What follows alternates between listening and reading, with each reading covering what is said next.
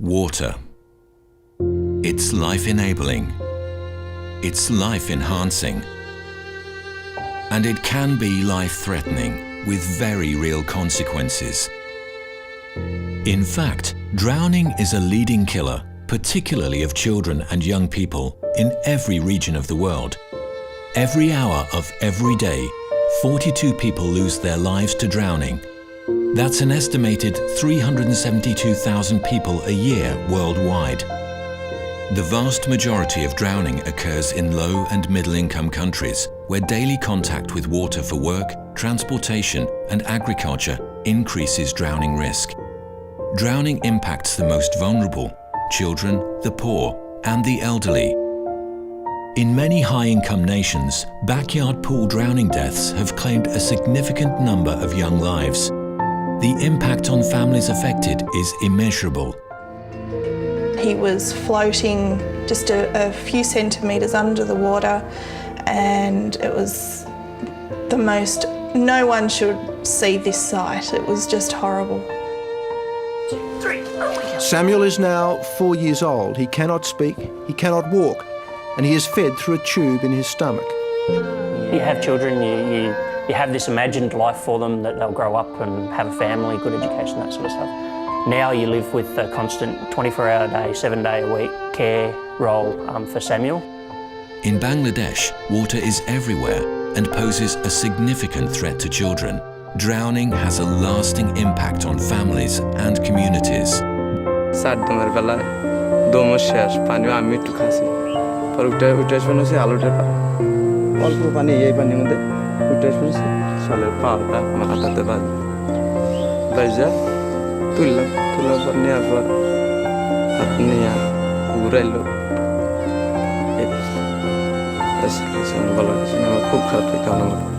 Drowning tragedies play out around the world on a daily basis. When drowning occurs in events such as ferry capsizes or flood disasters, entire communities are devastated. In November 2013, Typhoon Haiyan wreaked havoc in the Philippines, killing over 6,000 people and leaving another 1,000 missing. Floods associated with monsoons and intense tropical storms can and have claimed hundreds or thousands of lives in a single event. 75% of deaths in flood disasters are due to drowning, and disasters of this kind are projected to increase.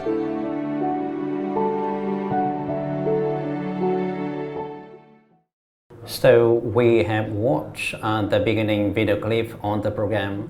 First of all, on behalf of the organizing committee, we would like to send a thank to all distinguished guests and participants to the talk today.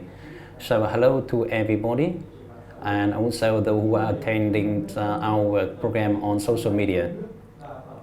So in order to raise community awareness on drownings and to protect our children, the Ministry of Labour, Invalids and Social Affairs coordinate with Global Health Advocacy, Incubator, World Health Organizations and other military to organize a live stream talk show, Your Care Child Survival, to call on parents, families and community to join hands to prevent drowning and to protect our child survival, especially during the summer vacation amid very complicated evolution of COVID-19 pandemic. Thank you very much. So before the program begins, I would like to introduce all of you who joined the program today. On governmental agency side, we are pleased to introduce Her Excellency Madam Nguyễn Thị Hà, the Vice Minister of Labour, Invalids and Social Affairs. We would like to introduce Mr. Đặng Hoa Nam, Director of the Department of Social Affairs of Malaysia. We would like to introduce Ms. Vũ Thị Kim Hoa, Deputy Director of the Department of Child Affairs from Malaysia. And also Representative Ms. Cao Thị Thanh Thủy, Deputy Director of International Cooperation Department of Malaysia. And also together with the Ministry and Agency and Press Agency, we would like to introduce Ms. Kiều Thị Diễm, Deputy Head of Traffic Safety Department of the Ministry of Transportation, and also representative from the Department's Waterway Department, and representative from Ministry of Education and Training.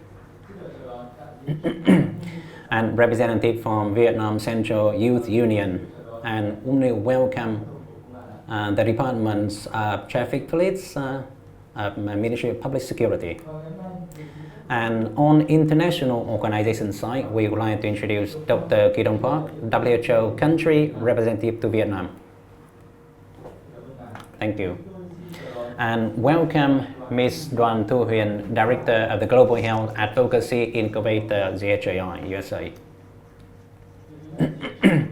On parents representative, Mr. Hoàng Anh Tu and Ms. Trần Thu Hà, and also international organizations on children's affairs who are participating in the talk today. Once again, we thank you very much for your participation in the talk show today, and hopefully that when we are now in amid the COVID pandemic situation, you can always stay healthy and safe. Now we come to the main agenda today. Drowning. Drowning is a silent killer, killing more than 2,000 Vietnamese children a year. And Vietnam is currently among the countries with high child drowning mortality rates in the world. Especially in the recent COVID pandemic period, we have seen that the number of child drowning incidents have not decreased, but continue to occur, partly due to the fact that children have been staying off school for a long time and parents still have to go to work, leading to the lack of child supervision. So summer has come, signals an alarm about child drowning, as annual data show that about 2/3 of child drowning incidents occurring during this time.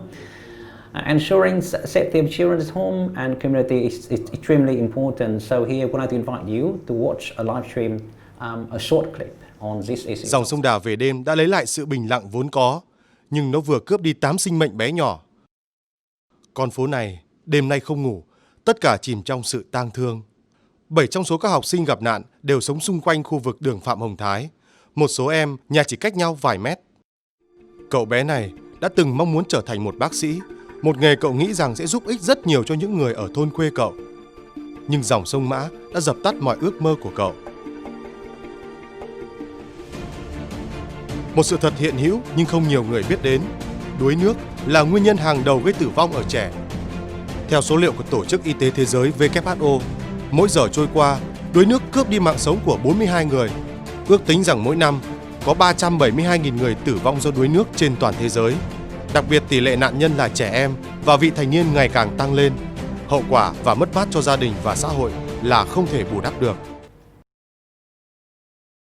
So I think that's all the some information and clip that we want to send to you. Next, we will focus on the main topics agenda of the program. So for the first question, we would like to address question to representative from Malaysia, Vice Minister. So at the State Management Agency for Children, protecting the rights of children in Vietnam. So what is the cause of child drowning today, the Vice Minister?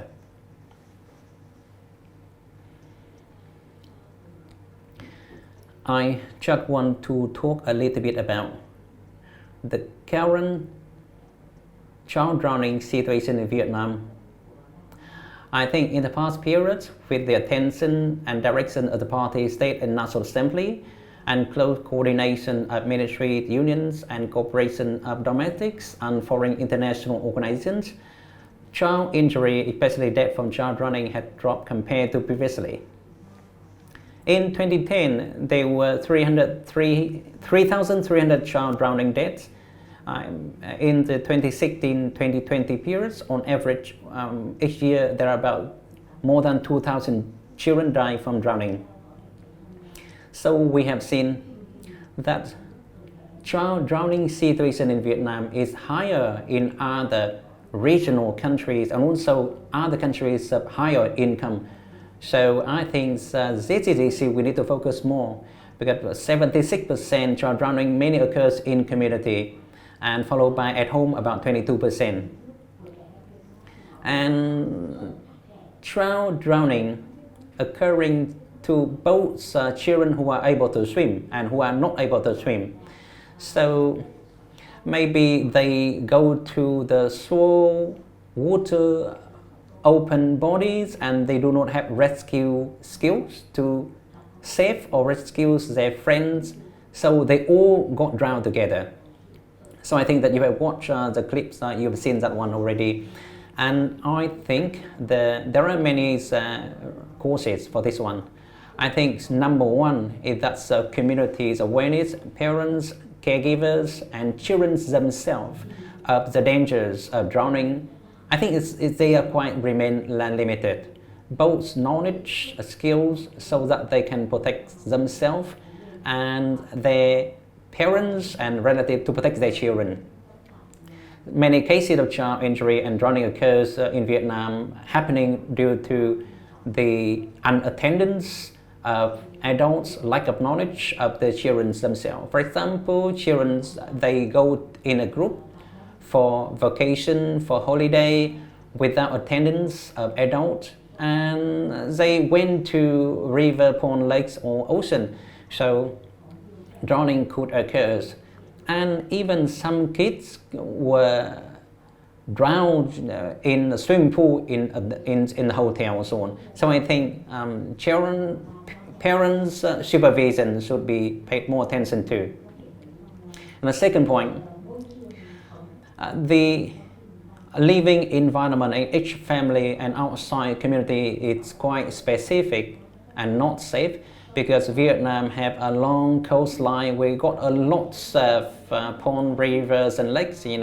In some the Mekong Delta regions, they are characterized by canals and rivers. So I think that our community are quite open, because kids from those families can play with other families' kids, and they can create their tourists or activities or go outdoors together without attendance of parents. So I think it's quite typical characteristics of Vietnamese culture.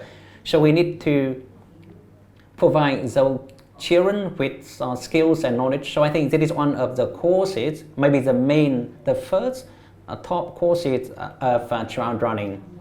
Number three is, as I said, the natural living environments. You know that in our country, the natural living environment had many potential risks of causing child injury. And Vietnam, it's characterized by landslide, storm, rain, natural disasters, and so on. So they are one of the causes of child drowning, because we may have some flash floods, water from upstream, going down within 1 or 2 hours, and everything was inundated and submerged under the water. So I think this is also one of the causes of drowning caused by natural disasters. So I think it's quite typical of the Vietnam climate and weather condition. The other thing is that we lack the safety skills for children in water environment. We know that some children are able to swim, but they cannot secure the safety skill, and they do not have other skill to protect themselves and to rescue other victims as well. For example, if a child got drowned, the other child should have the skill to rescue, but they just directly jump to the water and rescue the victim, and they may got drowned because of the victim. And another point is that teaching children how to swim, I think the rate of swimming teaching is so low compared to overall data. So this is one of the areas we need to improve further. We are in shortage of swimming pools in many areas, many parts of the country. Even in Hanoi, not only the places outside Hanoi. And we also have limited number of teachers or swimming instructors. Now I know that some locations they have to rely on in-house swimming teachers, and still many parents and many donors, many children lovers, they donate their land, ponds, or other area to the children so that they have some place to learn the swimming lesson. I think this is the point that we need to think more about, because we may have seen light at the end of the tunnel, so we can guide parents or children lovers or philanthropists, those they know, and they can come to support and use the local resources to support children in building up their rescue skill and also survival skill. Another point in relation to compliance to the regulations of law on prevention of injury, I think it's not really done well. Like joining traffic, for example, road traffic law, even waterway or inland traffic, the level of compliance to regulation to some extent remains not so good. So we need to promote further people awareness on compliance to regulations of the law. And we need to mobilize other agencies, the mass organization, so that people are fully aware of compliance to regulations of the law, particularly when taking ferry boats or when building houses or other public works. So we have seen that quite lots of construction works during the construction periods, it not secure the safety regulation. So quite lots of accidents occurs when children fall into the water holes, and they may got drowned in the ditches or water hole from the construction sites. So if we can strengthen the regulation, we can reduce chance and drowning. And we want to have stronger coordination with other government agencies and donors, because our current resources for child injury prevention in general and child drowning prevention in particular remains limited, although we have tried our best to do so. But anyway, we're so grateful to WHO and the HAI and other international organizations for supporting us in child drowning prevention program in 8 provinces so far. Dr. Kidong Park and I myself attended a launching event 2 years ago, and in the review meeting, about 200 participants from different parts of the country, not only from 8 intervention provinces, but also other non-intervention sites, also attended that review meeting. They could also develop their own specific solution to their own condition. So I think this is the point we are still weak at. But I think that it's also an opportunity for us to think more about when we have new interventions. When we pilot it in some places, it makes us successful and it's recognized by international organizations, and people who see that, okay, your work is good, so they are willing to support and devote their land for building swimming pool. Or for example, in La Cẩm Xuyên district of Hà Tĩnh province, teachers there spend 3 months of summer vacation for free teaching for kids in their location. They are willing to join in building the portable pools for children. So I think the success of our program to some extent is attributed to the joint coordination with different agencies. So I am so grateful to Dr. Kidong Park and Ms. Huyền from JHI and other international organizations for supporting us for further extension of the program to additional 4 provinces in the future. So I mean that I have covered the reasons, the causes, some possible solutions, how we are going to implement the program in 8 provinces in the future, and how we can cascade the program to other non-interventions so that we can all make contribution to reducing child drowning prevention in the country. Thank you.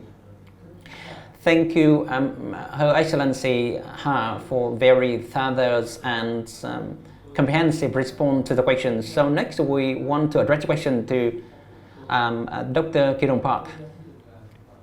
Can I ask you one question? Currently, there are many people who think that just sending their children to swimming lesson is enough to prevent drowning. So from your perspective of technical expertise, what is your opinion on the above viewpoints, and what are your recommendations on this issue? Thank you. Drowning is a major public health problem worldwide. which claims about 360,000 deaths every year. Over 90% of the drowning deaths come from either low or middle-income countries. Globally, the highest drowning rates are among children 1 to 4 years old, followed by children 5 to 9 years old. Regarding your question, yes, it is true. Teaching swimming and water safe skill is an effective approach to prevent drowning for school-aged children. However, for preschool children, there should be another approach to prevent drowning. WHO first analyzed the global report, analyzed the situation of the drownings and worldwide, and released the global report on drowning in 2014. And in 2017, WHO published the global guidelines on drowning prevention with the following 6 recommendations, with the following 6 interventions. First, provide safe place away from water for preschool children with capable child care. Second, install barriers controlling access to water. 3, teach school-age children aged over 6 years old swimming and then water safety skills. 4th, build resilience and manage flood risk and other hazards. 5th, train bystanders in safe rescue and resuscitation. 6th, set and enforce safe boating, safe shipping, and ferry regulations. In order to effectively implement these 6 interventions, WHO suggested 4 following approaches. 1, promote multi-sectoral collaboration. We appreciate very strong leadership of the MOLISA on this, and then strengthen public awareness of the drowning through strategic communication, like the talk show today, and develop a national water safety plan and advance drowning prevention through data collection and well-designed studies. These guidelines were translated into Vietnamese and launched in 2019 as a collaboration activity of the MOLISA, Bloomberg Philanthropy, GHAI, and WHO. In the context of Vietnam, WHO recommended the 2 following interventions as priority. The first, implement measures to ensure effective child supervision for children under 5. Second, provide the survival swimming and the water safety skill training and the teaching for children aged 6 to 15 years old. As mentioned by the Vice Minister Ha, in 2018, WHO joined MOLISA, Bloomberg Philanthropy, and GHAI to launch a new life-saving child drowning prevention program, which we have the good results for 2 years of implementation, and then we are going to expand this into another 4 provinces. Through this effort, I think that we can see good results of the reduction of the drowning deaths among children in Vietnam. Thank you very much. Dr. Kirong Park have mentioned 6 interventions and 4 solutions under WHO guidelines. So I think that's the 4 points that we have seen from the beginning of the program. So next term, let's see how children view drowning.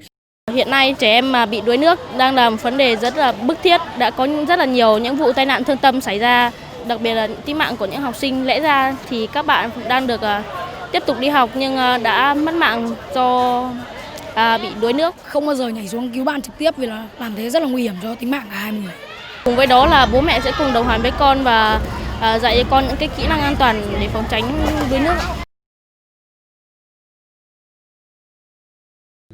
So I think that though kids may be at quite young age, but they have quite mature thoughts on this issue. So now let's go back to our talk. The next questions are to Ms. Huyền, Director of GHAI. Child drowning situation is one of the most painful issues but have not received proper attention from the community. So, will you tell us about your views? And ZHI is one of the international organizations that is supporting the global and Vietnam on child drowning prevention. So, can you share with us the way the donors support Vietnam? Thank you very much. As Vice Minister mentioned, that drowning prevention is a part of a national strategy on child injury prevention, and the government aims to reduce child drowning mortality by 6% by 2025. From my perspective, from legislation, policies, implementation, there's still time to go. We may lack of infrastructure or limitation or limited awareness of parents and children, as mentioned by Vice Minister Ha, and also head of different agencies. So we have seen that there are many other challenges in making this a reality. So my point of view here is taking the children at the center approach. So we need to have a comprehensive and complex intervention from many solutions. For example, for children under 5 years of age, so we need to monitor and supervise them as the first priority. And kindergartens play a crucial role to assure their survival and safety. So we need to strengthen the supervision and monitoring of those kids in their families and kindergartens. We are currently conducting intervention in 12 provinces, and in 2019 over 9,000 children were taught to swim, and more than 17,000 children learned safety skills in the water environment. And nearly 5,000 kindergarten parents and teachers were provided with communication and skill training. So children are exposed to open society and environment. So the teaching for them not only limited within the school and families, so we need to teach them how to survive. I use the word survival. Teaching how to swim, this is not a choice, but I think this is compulsory for the children. Because if the children are fully aware that survival is that thing they need to take on, and they need to be provided with knowledge and skill to assure their survival. And I think that in any water environment, when the children are there, they are at risk of drowning. So even when they are in the swimming lesson, we have seen a lot of tragic cases that children got drowned in their swimming lesson. So we need to have a comprehensive and complex intervention where child is placed at the center. So in 2019, I recap again, so we taught 9,000 children to swim, and more than 17 children learned safety skills in the water environment. And the proportion of children who were able to swim in the community had increased many times, particularly in areas where we provided our intervention like Lào Cai, Yên Bái, and Đắk Lắk. And the number of children dying from drowning is lower than the area without program intervention. Particularly in peak season, May and June. And September, when I went to the field talking with the parents, I know that some parents, they live far away from the swimming class, about 20 kilometers away in Đắk Lắk. They said that, well, without the support from the program, we could never taken our children to the class. In some other locations like Yên Bái, Lào Cai, or the forest district of Thanh Hóa province, also the same situation. If we don't have appropriate approach, if we don't bring the opportunity to the children, I'm sure that children will never be able to swim, and they cannot assure their safety in the water. So I have to emphasize that we have to take child at the center of our care. So we need to join hands, not only school, family, but also the whole society. And we have to understand that this is the thing or we must do. Thank you. Thank you, Ms. Huyền from ZHI for excellent response. So we have talked with our guest speaker today already. So I think that I would like to invite you to review. Nhằm giảm thiểu tử vong do đuối nước ở trẻ em, chương trình phòng chống đuối nước trẻ em giai đoạn từ năm 2018 đến năm 2022 do Quỹ từ thiện Bloomberg tài trợ, thông qua tổ chức vận động chính sách y tế toàn cầu và sự hỗ trợ kỹ thuật của Tổ chức Y tế Thế giới, trong đó Bộ Lao động Thương binh và Xã hội là cơ quan chủ quản phối hợp với các bộ ban ngành địa phương thực hiện. Chương trình đã triển khai ban đầu các hoạt động can thiệp tại hơn 100 xã của 21 huyện của 8 tỉnh Lào Cai, Yên Bái, Ninh Bình, Thanh Hóa, Quảng Bình, Đắk Lắk, Đồng Tháp, Sóc Trăng và đạt được nhiều kết quả đáng khích lệ.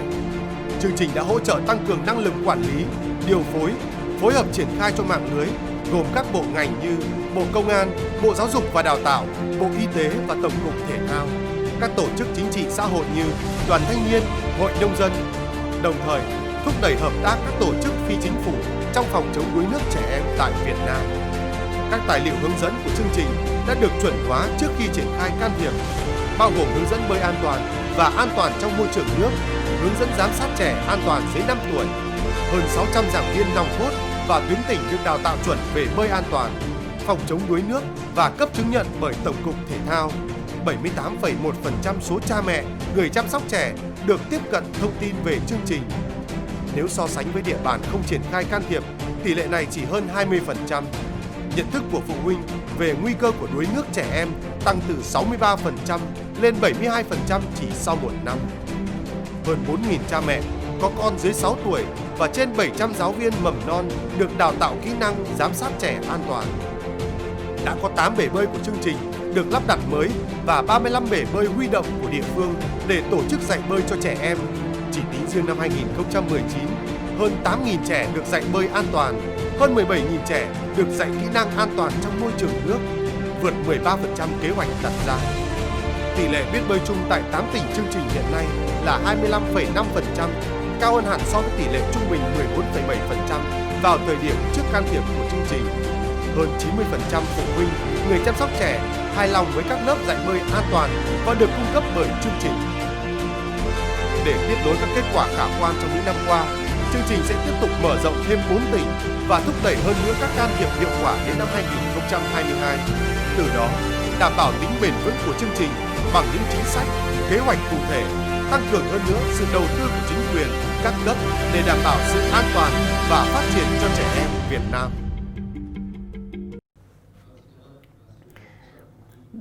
Thank you.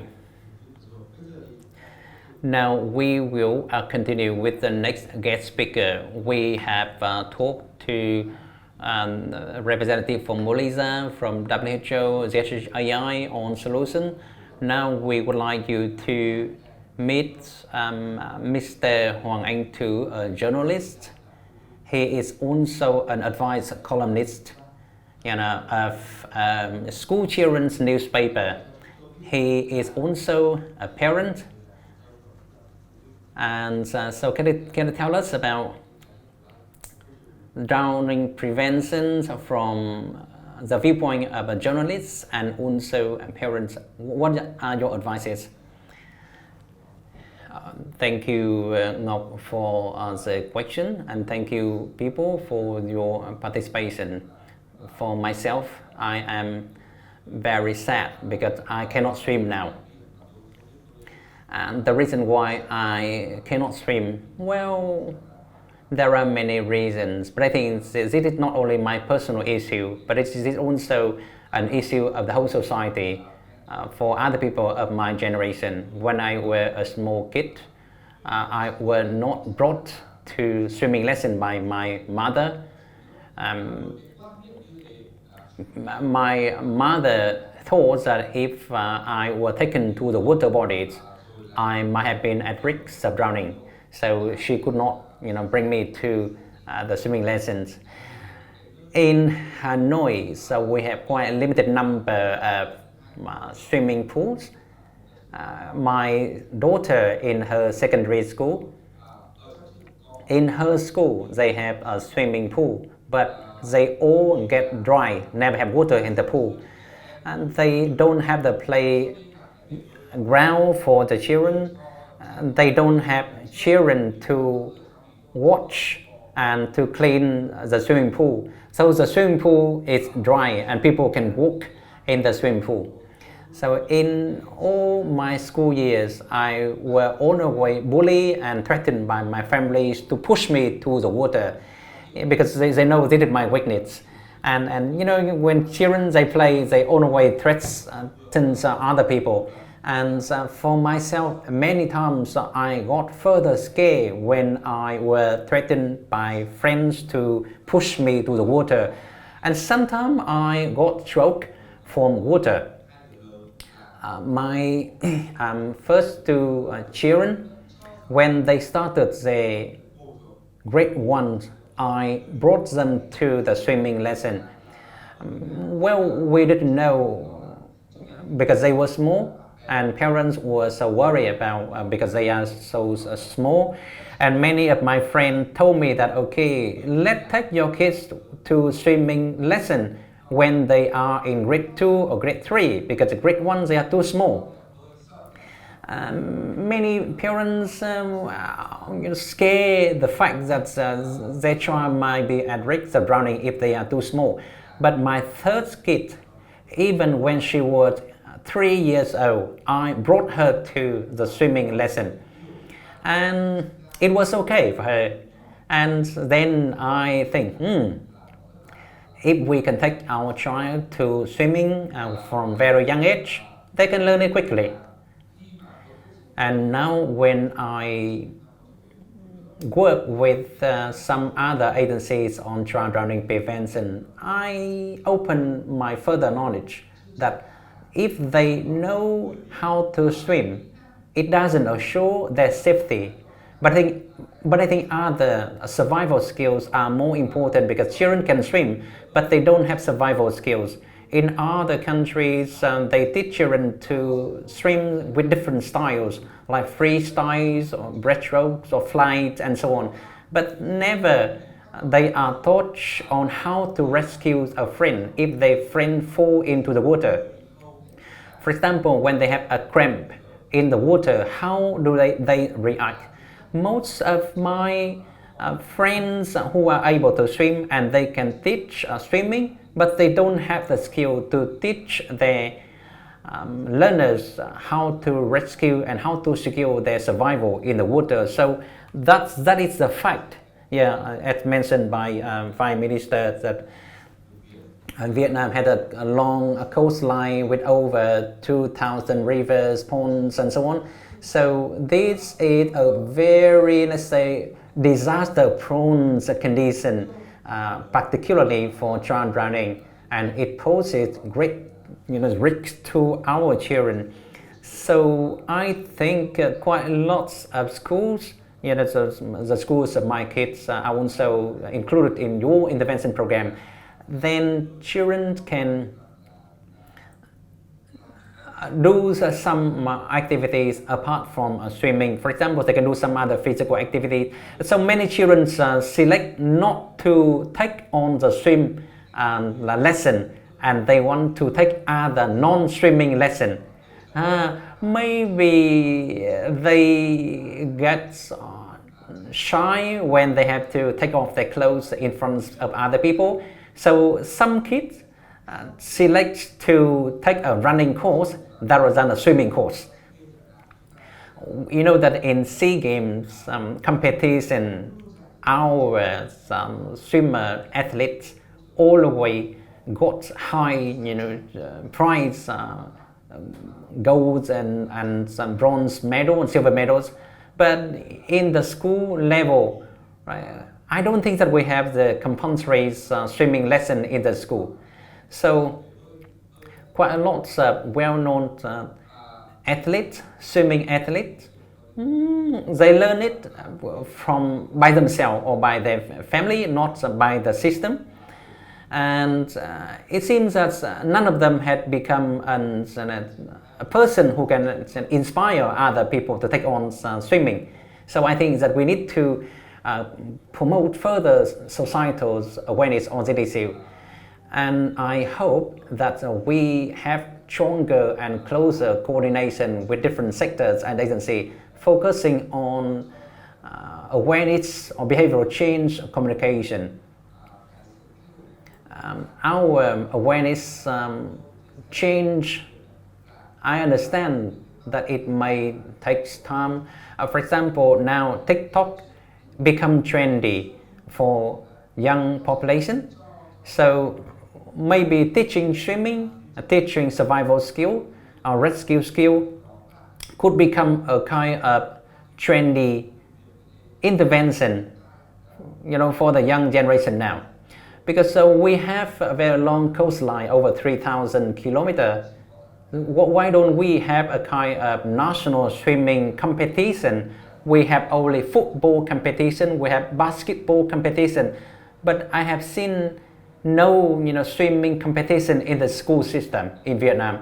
So I think maybe there are some factors that contribute to that situation, because we don't have enough swimming pool, and we are now experiencing a very fast urbanization process. So people just think about a condominium or complex rather than building swimming pools or recreational areas for people. In my living areas, we have a small swimming pool. It's all the way packed or crowded. So I think that we have very good advantage geographical condition now. If we have stronger support from the government and other ministries and sectors, I'm sure that swimming or survival skill for children had become more interesting, and I'm sure that we can reduce the number of child drowning as mentioned previously. Thank you.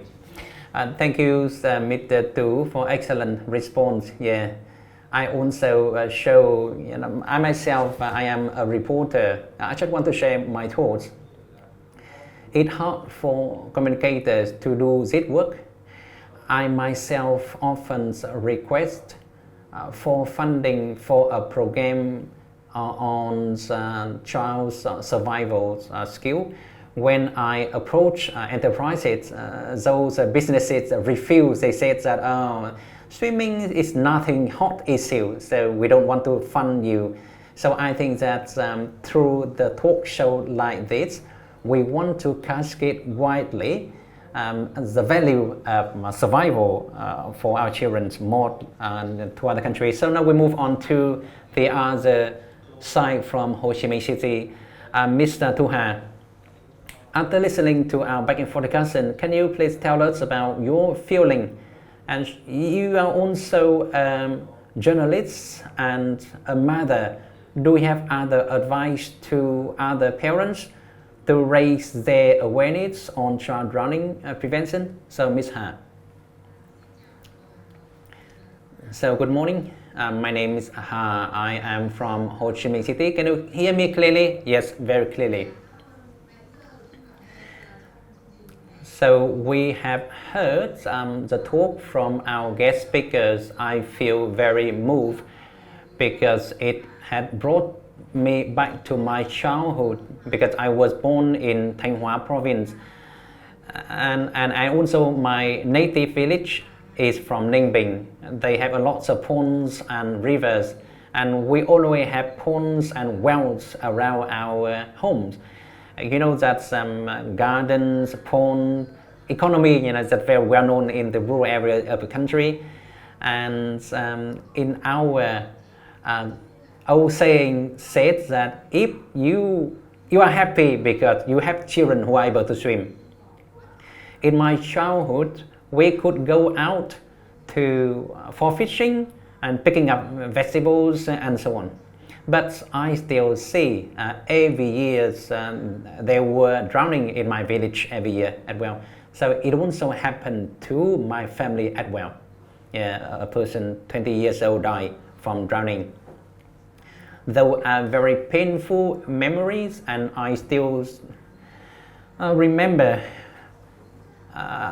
In my family, we have a big and deep well So it's just a deep hole, and we have planked wood to cross over for us to stand on and to take the water. But fortunately that we were not drowned. Anyway, we were safe. Maybe communication is also part of the solution. When parents are not fully understanding the importance of drowning prevention by teaching them how to swim and survival skills, particularly amidst the COVID-19 pandemic, I got some sad feeling because we are now strongly affected by COVID-19. So I want you to promote stronger our communication on child drowning amidst COVID-19. So we have different channels of communication on newspaper, electronic newspaper, social media, and also texting through telephone number as well. So I want the communication should be tailored or customized to different target audience, so that people from every corners of the country can be reached by our communication messages. I still remember when I was small, whenever we had a drowning case in the village, my parents often told us that they got drowned in that sections of the river, never go to that area, but they never taught us how to swim and how to stay safely in the water. But now I am a mother, I really want my children to be able to swim. I took them to the swimming class when they were in the kindergarten age as well. Anyway, say swimming skills is only part of the overall survival of the children only.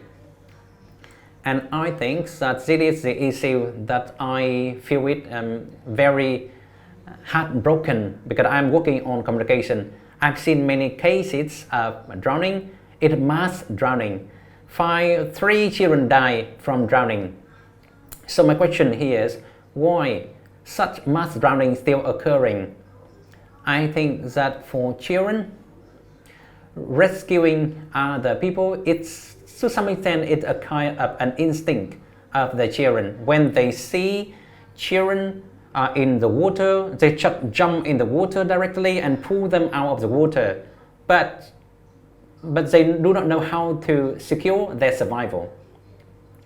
And I am a communicator. I have written some articles on people who rescue and save other people as like a hero, and many people are proud of becoming a hero like that one.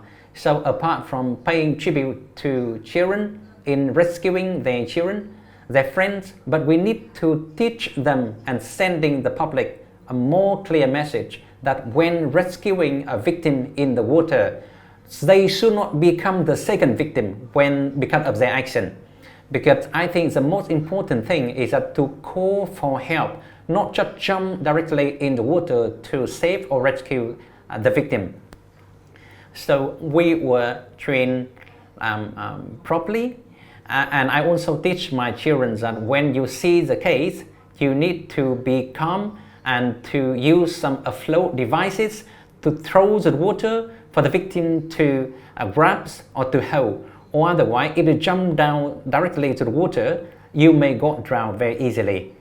And the victim will hold you very tightly and you cannot escape and you may get drowned. So for this program, I myself, I was also doing a live stream program on similar program, and we have seen about over 50 or 60,000 views. We show them how to call for help, how to respond in those risk situations. From my perspective, later on, we will develop further so that we can further promote communication on this issue, particularly on child drowning prevention. In my home village, when I go back to my home village, we seen smaller number of ponds and wells, but there is another risk I read an article from Friends, a newspaper. The number of drowning cases in France had reduced by 30% in the past 10 years. And the solution to that was that the introduction of smartphone. Maybe parents are so much focusing on their smartphone or just poking their nose to their smartphone, so they, to some extent become neglected of watching their children just about 30 seconds, and then the baby got drowned. And even some children die from the bathtub in the family only. So we need to promote stronger and wider communication to the public, saying that drowning can happen to anybody and any place, and you should always be well prepared, not only be able to swim as mentioned by Mr. Tu or other speakers, but children should also be equipped with the skills, survival skills. So when you got to the water, or when you see victim, friends or other relatives who are in the water, you know how to react and how to rescue safely. You see that many people who rescue people pulled out of the water, they place the victim on the shoulder and run in order to make the water come out of their body. But I think that that is not the correct way. So we need to pay attention to providing first aid and how to conduct resuscitation properly. Or otherwise, you may endanger the victim rather than saving the victims. And I just want to have a promise with you that if you really keen on, and from myself, I will try my best to promote further communication on drowning so that we can prevent further occurrence in the future. Thank you. So thank you, Ms. Ha, for excellent sharing. I know that when she shared her story, and maybe I understand the audience may see that maybe some information they have never heard before. Meaning that teaching children to swim is not enough, but they have to teach them with survival skill as well. So we need to know more on survival skill. For example, you can use some afloat devices, or you can use a rope, or you can use a rod or other devices available to help the victim safely. So I think that teaching swimming is not enough. We need to have other survival skills to be provided to our children. So we will continue with our talk because we are now live streaming on social media. We also have some questions from the audience. So the first question from Chi Nguyen account say, in order to address the issue of child drowning in Vietnam, so what are directions or guidelines of the government to reduce child drowning in Vietnam? So, Madam Ha. Thank you, the MC and also audience who are attending the live stream. So I think your question is so significant for us from the management agency perspective.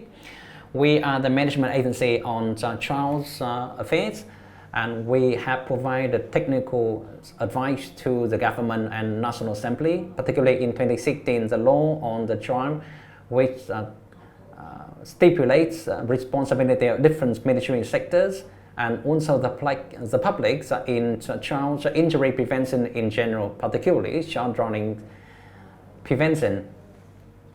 2 months ago, before the National Assembly meeting, we had the Prime Minister Directive number 23 on assuring the right and protecting the children. It also mentioned the requirement for Malaysia and the government direction to other ministries and sectors in assuring right to survival of the child.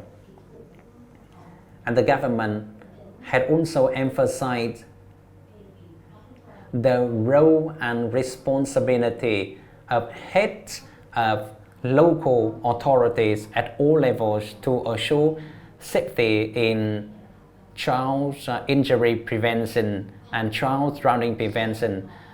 The directive also mentioned, let's say, timely and strict measures for any locality or agencies that do not fully enforce their responsibility and role. So in enforcing this government and National Assembly's stewardship, Malaysia had been working with 9 other ministries and sectors to implement this program. And together with them, we also conduct communication campaigns, national campaign to provide knowledge and skills to parents, to teachers, children, and every citizen of the country. 1 month ago, a text message program sending to telephone were launched and disseminated through Vinaphone and Viettel. They are telecommunication company, and Malaysia had also conducted the mass media communication through social media and also developing communication materials. I also noted the point mentioned by Mr. Tu, because I have been in this post for many years.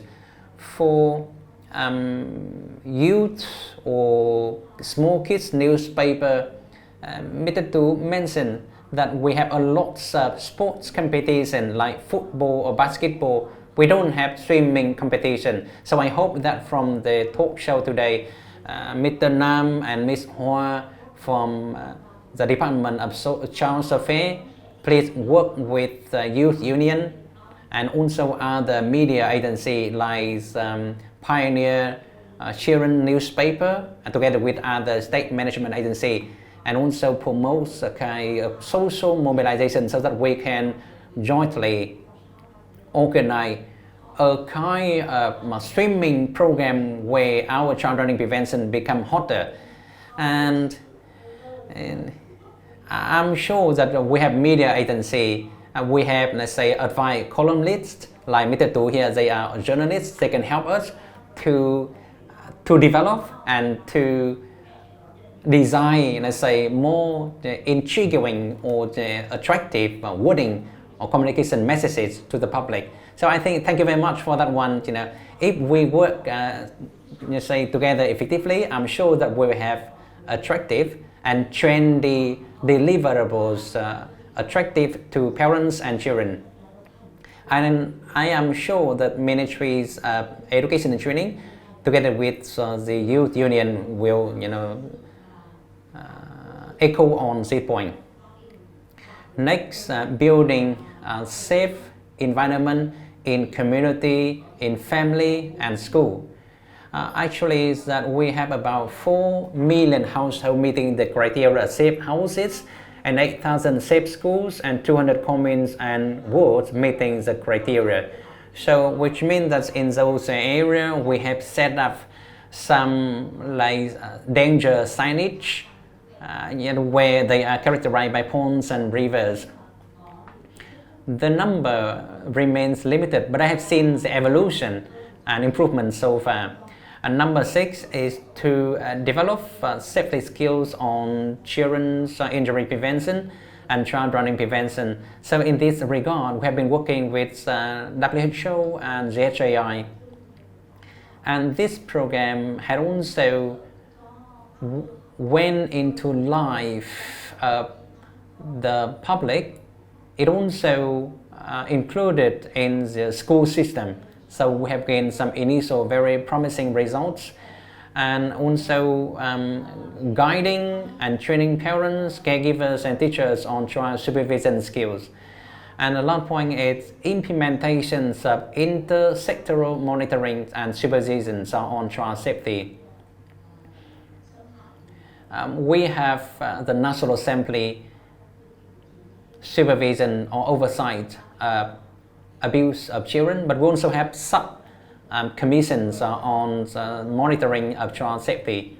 And to some extent, we have proactively promoted social mobilizations and engagement of businesses from domestics and international organizations, and also the public as well. And we hope that, as I mentioned earlier, and I hope that from the information on drowning risk, and Ms. Huyền mentions that drowning prevention is actually a child survival issue. So this is a kind of human issue, and I hope that Vietnamese government, international organizations, schools, families and children, please watch again live stream programs so that we can work together to find appropriate solutions. And with different models supported by international organizations, they should be promoted widely. And from the initiative from Mr. Tu, I hope that it will be realized in 2021. And if possible, if we can have a national swimming competition like a kind of swimming festival, that would be great. And we may have about 2,000 kids who can perform the swimming competition for to see. So I hope that this dream will become true. Thank you very much. Let me ask Dr. Kidong Park from the audience. So they want to ask you a question. If we let children to learn swimming before the age of 6 years old, is it enough, or they should be taught swimming earlier or after 6 years of age?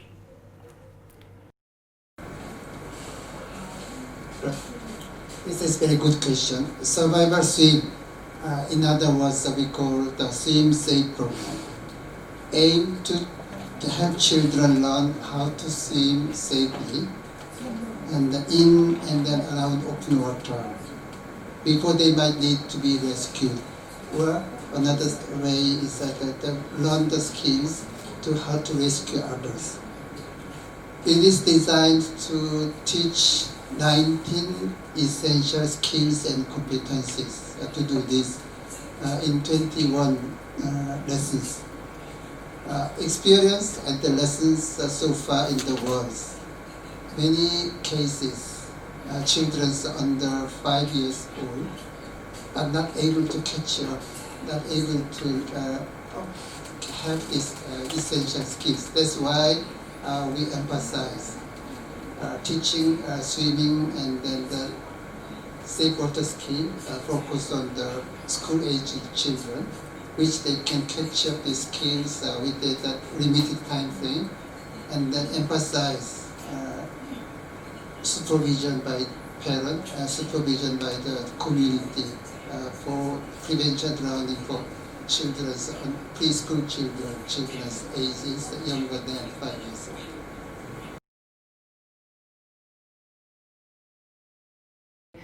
Yes, thank you very much for your very specific response to the question. So, parents, you can take your children to a swimming lesson before the age of 6 or 5 years. It's okay. It's normal. So you don't have to worry. You don't have to keep your children after 6 years and then let your children learn the swimming lesson. So thank you very much for your question. So I think that we don't have much time left for the talk show. Well, because we have a limited time limit, we have received a lot of sharing and contribution from people. So before I finish off the program, so we would like to invite a guest speaker to have some final words or recommendation for the people on this issue. You can send the message to the parents, to community, or to different organizations so that we can reduce child drowning in the country. So first, we would like to invite Vice Minister Ha to respond. So if we want to make some recommendation to parents, first we have to raise high responsibility parents on their child's survival by teaching them swimming, teaching them survival skill in the water. Second, right within your families, I mean your living environment, you need to assure the living environments are safe. And apart from taking the children to swimming class, you should also pay attention to some area where you may neglect and the children may got at risk of dying. And parents, you should not teach your children to become a kind of professional competitor. Don't just keep that mentality. You can also provide your children with survival skill at very young age. And for other ministries and sectors and locality, we would like you to follow strictly the government direction, raising their responsibility and role, not to let child injury or child drowning in your locality. For example, lacking solution, lacking resources, or lacking danger signage, and so on. So you need to assure and well prepare to assure your child survival. And the third point, we need to raise awareness to create very safe environment for the children and also those who are involved in guiding technically the children to stay safe in the water. So which means that we're going to show the training for the parents and also the teachers of the school as well. And we need to strengthen the inter-agency and inter-sectoral collaboration within your locality. The final point, I want to strengthen the inspection across different agencies, and we would like to request international organizations to support us in this endeavor. And I think that together with the support from different military and sectors, local authorities should also be prepared to earmark their local funding for their children in the province, so that the children have opportunity to stay safe in the water. Thank you.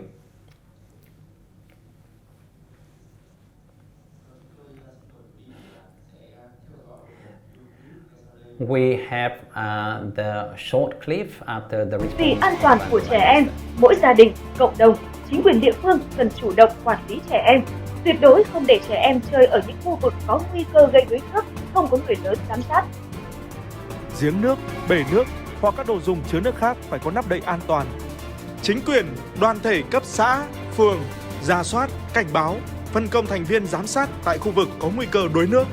Mặc áo phao cho trẻ em khi bơi và khi tham gia giao thông đường thủy. Cha mẹ, người chăm sóc trẻ em cần học kiến thức, kỹ năng đảm bảo an toàn cho trẻ em trong môi trường nước. Trẻ em từ 6 đến 15 tuổi cần được học kỹ năng an toàn trong môi trường nước và học bơi an toàn. Vì tính mạng, cuộc sống an toàn của trẻ em, hãy bảo vệ trẻ em khỏi tai nạn đuối nước.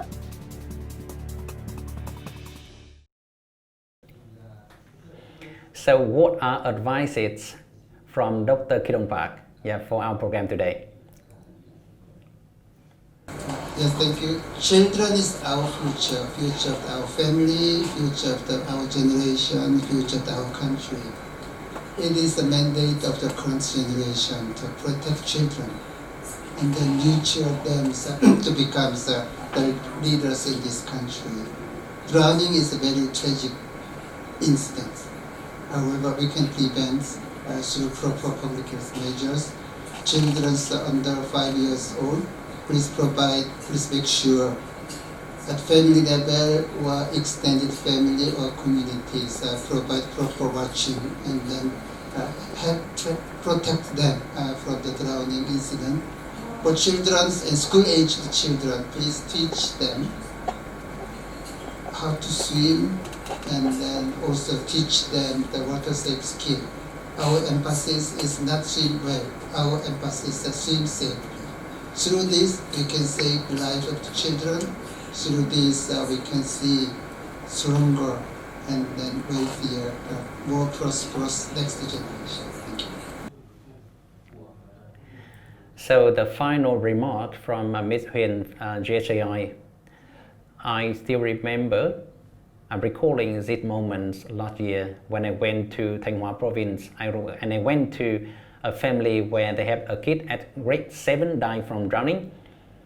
Yeah, during the morning days when they were supported and cared by organizations, friends, schools, relatives, and so on. And you know that 10 or 15 days after that, that was a tragic day for the families because the kids' books, notebooks and clothes left there, and it was very hard, broken for the family. We know that drowning is a silent killer. Sometimes this issue had been neglected, or maybe the event occurs to other families, so it may not within our care. But anyway, if it happened to your family, it really heartbroken and painful issue. So I want that all the people please pay attention, please care for the children, and we have more specific solution and more attention to the children, because their survival is the most precious treasure that we can never restore when it's past.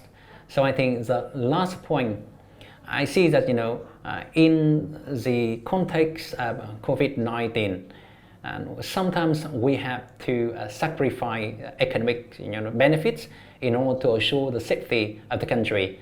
So I would love to say that all media agency, different agency, please cascade, please inspire our good example to different corners of the countries and different agencies so that they can be adopted widely. And I'm sure that our dream will be realized very soon in the immediate future. Thank you.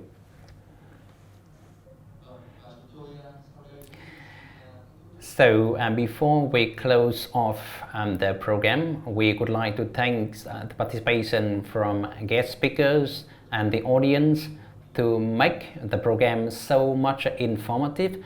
We thank our beloved audience who are caring our children, our future on an issue that we need to further improve. I mean the drought prevention for children.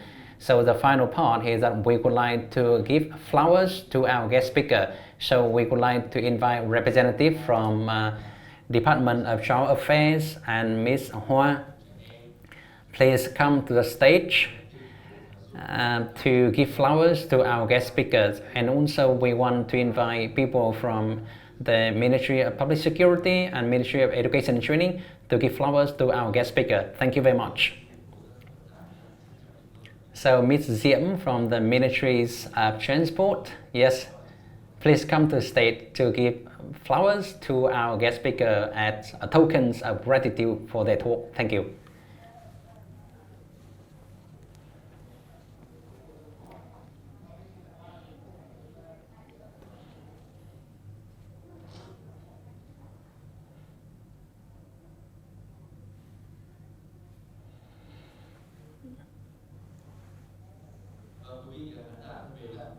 So ladies and gentlemen,